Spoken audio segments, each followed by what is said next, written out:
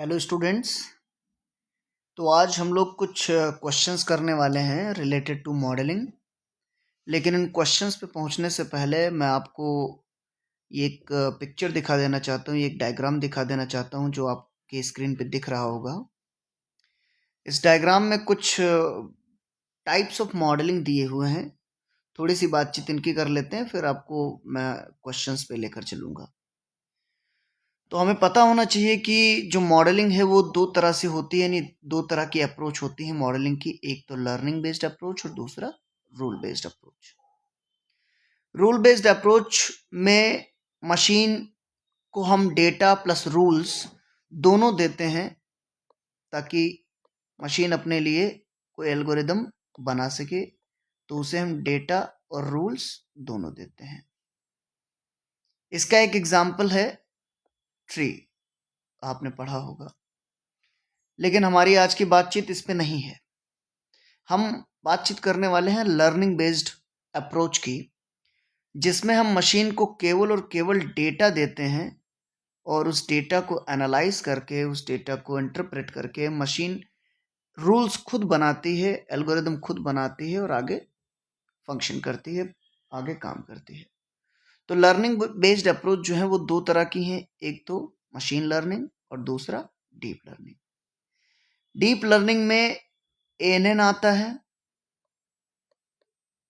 और CNN आता है, कॉन्वोल्यूशन न्यूरल नेटवर्क। जबकि मशीन लर्निंग में तीन सब कैटेगरीज हैं: supervised learning, unsupervised learning and reinforcement learning. Supervised learning का मतलब जहां पे लेबल्ड डेटा हम मशीन को देते हैं, लेबल्ड डेटा मशीन को देते हैं। अनसुपरवाइज्ड लर्निंग में हम मशीन को अनलेबल्ड डेटा देते हैं। अगर इन्हें और हम कैटेगराइज करें तो सुपरवाइज्ड लर्निंग में और दो कैटेगरीज होती हैं।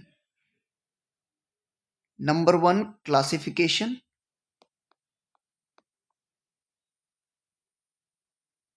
और दूसरा रिग्रेशन। जबकि अनसुपरवाइज्ड को और अगर क्लासिफाई करें तो हमें मिलता है क्लस्टरिंग या क्लस्टर मॉडल और दूसरा एसोसिएशन मॉडल।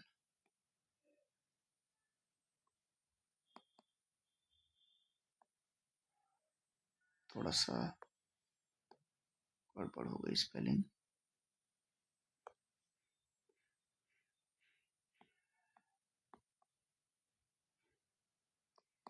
तो कुल मिला के ये आपका डायग्राम बनता है।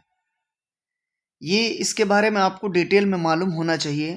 अभी तो यहाँ पे हम लोगों ने इसे शॉर्ट में समझा है कि हमारा एआई मॉडलिंग की कितने अप्रोच हैं, दो: learning based, rule based. Learning based को अगर हम देखें तो उसमें दो तरह की मॉडलिंग होती है, एक तो मशीन लर्निंग, दूसरा डीप लर्निंग। मशीन लर्निंग में जाएं तो supervised learning, unsupervised learning, reinforcement learning होता है। सुपरवाइज्ड को अगर हम आगे कैटेगराइज करें तो क्लासिफिकेशन, रिग्रेशन। अनसुपरवाइज्ड को क्लासिफाई करें तो उसमें क्लस्टरिंग और एसोसिएशन होता है। रीइंफोर्समेंट लर्निंग में ऐसा कोई कैटेगराइजेशन नहीं है। रीइंफोर्समेंट लर्निंग जो है बैक प्रोपगेशन पे काम करता है, यानी मशीन को आपने ट्रेन कर दिया, अब मशीन से हम क्या करेंगे, क्वेश्चन पूछेंगे और मशीन को उसी हिसाब से हम फीडबैक देंगे। On basis of feedback machine learns. तो ये तो हमारा कैटेगराइजेशन हो गया। अब हम बात कर लेते हैं कुछ क्वेश्चंस की जो इनसे रिलेटेड हैं। Number 1, in which type of machine learning is the data labelled with the desired output? तो इसका करेक्ट आंसर है सुपरवाइज्ड लर्निंग। अभी थोड़ी देर पहले मैंने आपको बताया कि सुपरवाइज्ड लर्निंग में लेबल्ड डेटा होता है, तो वही हमारा आंसर हो गया। दूसरे क्वेश्चन पे आते हैं। An email spam filter that learns to identify spam emails based on labelled data, based on labelled data, labelled examples. तो ये किस तरह की लर्निंग होगी? ये सुपरवाइज्ड लर्निंग होगी। अगर डेटा लेबल्ड है तो लर्निंग किस तरह की? Supervised learning. अगले क्वेश्चन पे चलते हैं हम लोग। Question number 3, a machine learning algorithm that groups similar customer purchases into clusters for recommendation systems uses, यानी ऐसा मशीन लर्निंग जिसमें सिमिलर डेटा या सिमिलर परचेज, कस्टमर की सिमिलर परचेज को क्लस्टर कर लिया जाता है ताकि रिकमेंडेशन किया जा सके। तो इस तरह की लर्निंग को हम क्या कहेंगे? क्लस्टर किस में बनाया जाता है? ध्यान दीजिए आप लोग, क्लस्टर किस में होता है? क्लस्टर होता है अनसुपरवाइज्ड लर्निंग में। ठीक है, अगले क्वेश्चन पे आते हैं।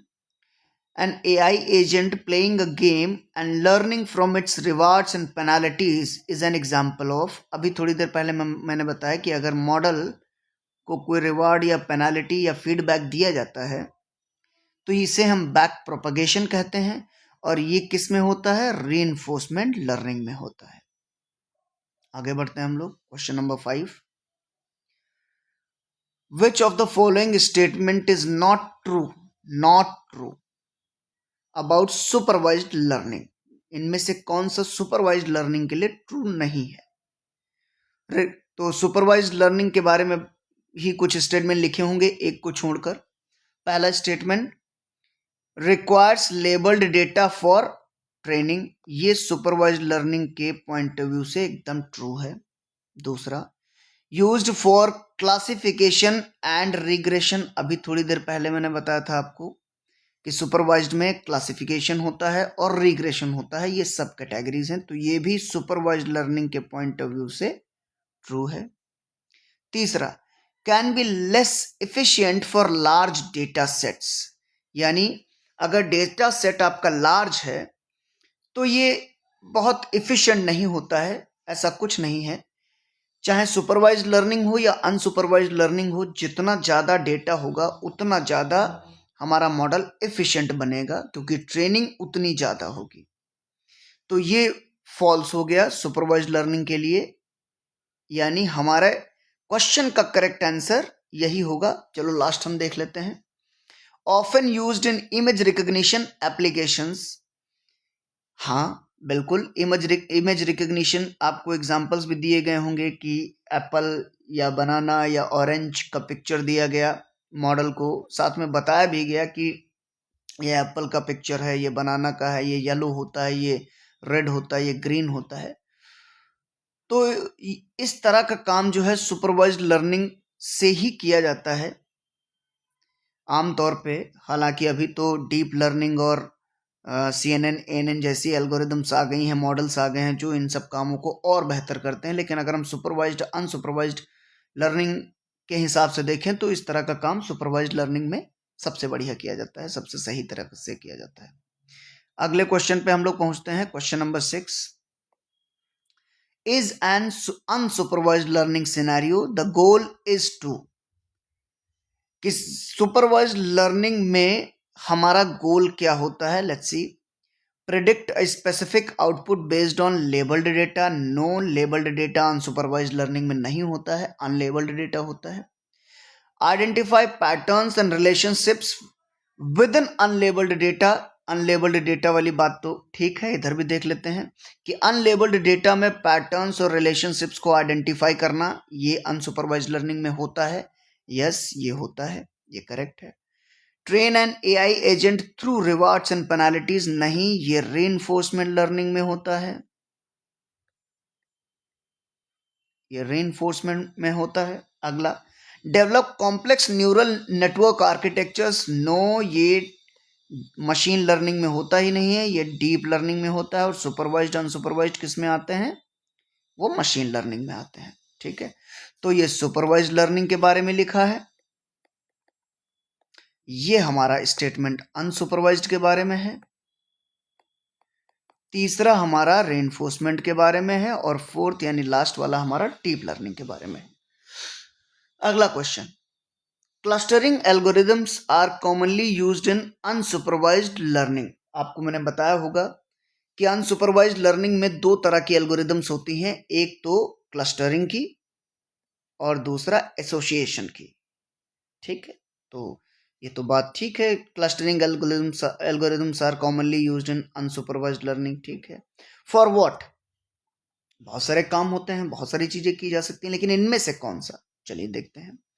Spam filtering, no. Spam filtering का भी एक एग्जांपल हमने क्वेश्चंस में भी देखा, ये सुपरवाइज्ड लर्निंग में होता है। इमेज क्लासिफिकेशन भी सुपरवाइज्ड। स्टॉक प्राइस प्रेडिक्शन, ऐसा भी नहीं होगा।